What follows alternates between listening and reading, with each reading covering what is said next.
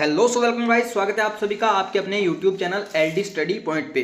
कल हमने प्रादेशिक भूगोल बीए फिफ्थ सेमेस्टर की first class first unit cover की थी एंड आज अपने सेकंड यूनिट कवर करने वाले हैं, जिसके अंदर आज हम पढ़ने वाले हैं संयुक्त राज्य अमेरिका के बारे में कि संयुक्त राज्य अमेरिका के बारे में जो महत्वपूर्ण टॉपिक है, जो महत्वपूर्ण प्रश्न परीक्षा में पूछे जा सकते हैं, वही प्रश्न आज मैं आपको बताने वाला हूँ। एंड आई होप आपने कल की क्लास देख ली होगी। अगर क्लास नहीं देखी है तो जाकर पहले फर्स्ट क्लास देखें, फिर सेकंड क्लास को देखना। तो चलिए शुरू करते हैं आज की अपनी फर्स्ट क्लास को।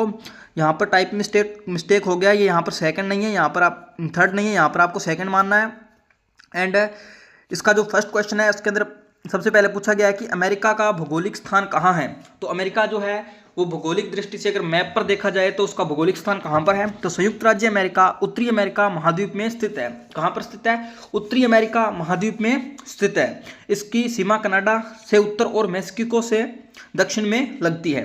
पूर्व में अटलांटिक महासागर और पश्चिम में प्रशांत महासागर है। अमेरिका का यह भौगोलिक स्थान इसे व्यापार, जलमार्ग और रणनीतिक दृष्टि से महत्वपूर्ण बनाता है। इसका मतलब है कि अमेरिका का जो भौगोलिक जो स्थान है इसे व्यापार के लिए और रणनीतिक दृष्टि से बहुत ही कुशल बनाता है, क्योंकि इसके पास जो समुद्र मार्ग है अच्छा स्थान है, जिसकी वजह से यहाँ पर व्यापार है वो बहुत ज़्यादा हो सकता है। एंड इसके बाद बात करते हैं अपने सेकंड क्वेश्चन में, जिसके अंदर आपसे पूछा गया है कि अमेरिका का क्षेत्रफल और जनसंख्या क्या है। जो अमेरिका का जो क्षेत्रफल है वो संपूर्ण विश्व के क्षेत्रफल का कुल कितना प्रतिशत है, तो अमेरिका का जो क्षेत्रफल है वो हो जाएगा हमारा 9.8 मिलियन वर्ग किलोमीटर हो जाएगा।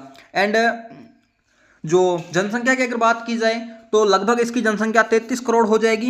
एंड यह क्षेत्रफल और जनसंख्या में इसे विश्व के प्रमुख आर्थिक और राजनीतिक देशों में शामिल करता है। जो इसका क्षेत्रफल है और जो इसकी जनसंख्या है वो विश्व के प्रमुख राजनीतिक जो क्षेत्र है उनमें इसको शामिल करता है। जनसंख्या घनत्व क्षेत्र अनुसार भिन्न है। कुछ क्षेत्र बहुत अधिक आबादी वाले हैं और कुछ क्षेत्र बहुत कम आबादी वाले हैं। जहाँ पर व्यापार अच्छा होता है, रहन सहन की अच्छी व्यवस्था है, वहाँ पर जनसंख्या अधिक होती है। जहाँ पर ये मतलब कम अभाव है उनका, वहाँ पर जनसंख्या कम होती है। तो अमेरिका के अंदर भी आपको ऐसा देखने को मिल जाएगा। एंड इसके बाद आता है हमारा थर्ड क्वेश्चन। थर्ड क्वेश्चन में आपसे पूछा गया कि अमेरिका की स्थलाकृति के मुख्य भाग कौन कौन से हैं। जो अमेरिका की स्थलाकृति है उसके अंदर मुख्य भाग कौन कौन से हैं, तो किसी भी देश की स्थलाकृति हो उसके अंदर ये सब मुख्य भाग होते ही हैं। अमेरिका की स्थलाकृति के मुख्य भाग कौन कौन से हैं? पर्वतीय क्षेत्र, राकी और अल्पाइजन पर्वत, जैसे भारत में हो जाएगा। और इसके बाद आता है मैदान, ग्रेट प्लेन्स मैदान हो जाएगा। उसके बाद आता है रेगिस्तान, मोह और सुनार रेगिस्तान हो जाएगा। उपतटीय क्षेत्र और नदी घाटी हो जाएगा। स्थलाकृति की विविधता कृषि, उद्योग और निवास को प्रभावित करती है। इसके बाद आ जाएगा हमारा नेक्स्ट क्वेश्चन, फोर्थ नंबर, जिसके अंदर आपसे पूछा गया है कि जो अमेरिका की जलवायु है वो कैसी है। अमेरिका की जो जलवायु है वो कैसी है, तो अमेरिका में विविध प्रकार की जलवायु पाई जाती है। अमेरिका कोई छोटा मोटा एरिया तो है नहीं, तो अमेरिका बहुत बड़ा क्षेत्रफल में फैला हुआ है, तो इसके अंदर बहुत सारी जलवायु पाई जाती है। अमेरिका के अंदर उत्तर में शीतोष्ण और ध्रुवीय जलवायु पाई जाती है, मतलब ठंडी जलवायु पाई जाती है, और मध्य में समशीतोष्ण और प्रेरी घास के क्षेत्र पाए जाते हैं। दक्षिण में उष्णकटिबंधीय मरुस्थल जलवायु पाई जाती है। कल भी मैंने आपको बताया था कि प्रेरी जो घास के मैदान है वो अमेरिका के अंदर पाए जाते हैं। एंड अमेरिका और कनाडा, और इसके बाद मरुस्थलीय जलवायु पाई जाती है अमेरिका के अंदर। पर्वतीय क्षेत्रों में ऊंचाई के कारण ठंडक बहुत होती है। जैसे जैसे हम ऊपर जाएंगे ठंड क्या बढ़ती जाएगी। पर्वतीय क्षेत्रों में ऊंचाई के कारण ठंडक अधिक होती है। अमेरिका की जलवायु कृषि, वनस्पति और मानव गतिविधियों पर प्रभाव डालती है। इसके बाद आता है हमारा अगला क्वेश्चन, जिसके अंदर आपसे पूछा है कि अमेरिका के प्राकृतिक संसाधन क्या है। अमेरिका के जो प्राकृतिक संसाधन है वो क्या है। अमेरिका के हो चाहे कोई सा भी देश हो, सभी के प्राकृतिक संसाधन यही रहने वाले हैं, जिसके अंदर आपसे सबसे पहले आ जाएगा कोयला, तेल, प्राकृतिक गैस, ये सब आ जाएंगे। उसके बाद आता है धातुओं में क्या आ जाएगा, सोना, चांदी, तांबा, लोहे के अयस्क। कृषि में योग्य भूमि और जल संसाधन आ जाएगा। ये संसाधन अमेरिका की आर्थिक शक्ति और औद्योगिक विकास में महत्वपूर्ण भूमिका निभाते हैं। कोई सा भी देश हो उसके लिए प्राकृतिक संसाधनों का होना बहुत ही जरूरी है अगर वो विकसित देश बनना चाहता है तो। एंड इसके बाद आता है हमारा नेक्स्ट क्वेश्चन, जिसके अंदर आपसे पूछा गया है कि अमेरिका के प्रमुख प्राकृतिक प्रदेश कौन कौन से हैं। तो अमेरिका के अंदर प्रमुख जो प्राकृतिक प्रदेश हैं, जो प्रकृति द्वारा बनाए गए हैं, वो प्रदेश कौन कौन से हैं। तो पर्वत है, इंसान उसको बना नहीं सकता, तो पर्वत हो जाएगा प्राकृतिक प्रदेश। अल्पाइजन पर्वत श्रेणी आ गया, ग्रेट प्लेन्स है, एंड अटलांटिक और प्रशांत उपतटीय क्षेत्र हो जाएगा, और रेगिस्तानी प्रदेश हो जाएगा। इसके बाद आता है नेक्स्ट क्वेश्चन। अगर उससे पहले आप इसकी पीडीएफ प्राप्त करना चाहते हैं तो आपको स्क्रीन के ऊपर व्हाट्सअप नंबर दिए गए हैं, जिसके ऊपर आप मैसेज कर इसकी पीडीएफ प्राप्त कर सकते हैं। ये प्रदेश अपने स्थलाकृति, जलवायु और संसाधनों के आधार पर भिन्न भिन्न है, मानव गतिविधियों को प्रभावित करते हैं। 7th नंबर क्वेश्चन में आपसे पूछा गया कि अमेरिका की प्रमुख नदियां और जल संसाधन कौन कौन से हैं। अमेरिका की प्रमुख नदियां और जल संसाधन कौन कौन से हैं। तो अमेरिका की प्रमुख नदियां हो जाएगी हमारी मिसिसिपी नदी, एक हो जाएगी मिसिसिपी नदी, एक हो जाएगी मिसौरी नदी, कोलोराडो नदी और रियो ग्रांडे।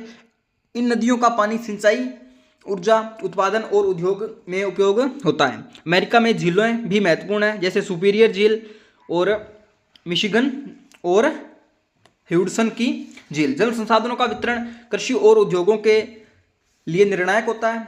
इसके बाद आता है हमारा नेक्स्ट क्वेश्चन, जिसके अंदर पूछा गया है कि अमेरिका का कृषि क्षेत्र और फसल कौन कौन सी है। तो अमेरिका का जो कृषि क्षेत्र है वो कैसा है और उसकी फसल कौन कौन सी है, इस क्वेश्चन में ये पूछा गया है। तो अमेरिका के ग्रेट प्लेन्स और उपजाऊ मैदान कृषि के लिए प्रमुख है। ग्रेट प्लेन्स, अमेरिका का ग्रेट प्लेन्स मैदान उपजाऊ है और उसके अंदर कौन कौन सी फसलें बोई जाती हैं, गेहूं, मक्का, सोयाबीन, कपास। फसलें सभी जगह सेम ही रहती हैं, चाहे भारत हो, कनाडा हो, कोई सा भी देश हो। जनसंख्या, जलवायु और स्थलाकृति के अनुसार कृषि पैटर्न अलग अलग प्रदेशों में भिन्न है। कृषि का जो पैटर्न है वो अलग अलग देशों में भिन्न हो सकता है। जैसे किसी पैटर्न कैसे हो सकता है, जैसे मानो कि सपोज करो गंगानगर राजस्थान के अंदर अगर इस समय गेहूं बोई गई है तो हो सकता है कि गुजरात राज्य के अंदर इस समय गेहूं कटाई हो रही हो। इसके बाद आता है हमारा अगला क्वेश्चन, जिसके अंदर आपसे पूछा गया है कि अच्छा एक पॉइंट रह गया, कृषि अमेरिका की अर्थव्यवस्था में एक महत्वपूर्ण योगदान देती है। एंड उसके बाद आता है हमारा नेक्स्ट क्वेश्चन, जिसके अंदर आपसे पूछा गया कि अमेरिका के उद्योग और आर्थिक गतिविधियां क्या है। अमेरिका के अंदर जो उद्योग है और लोगों की आर्थिक गतिविधि है क्या है, जिससे उनको धन की प्राप्ति होती है। तो अमेरिका में उद्योग अत्यंत विकसित है, विकासशील देश है, तो इसके अंदर उद्योग क्या होंगे, बहुत ज़्यादा विकसित होंगे। प्रमुख उद्योग मशीनरी, वाहन, टेक्सटाइल, सूचना प्रौद्योगिकी और तेल गैस उद्योग। प्राकृतिक संसाधनों की उपलब्धता और तकनीकी प्रगति ने इसे विश्व की आर्थिक महाशक्ति बनाया है।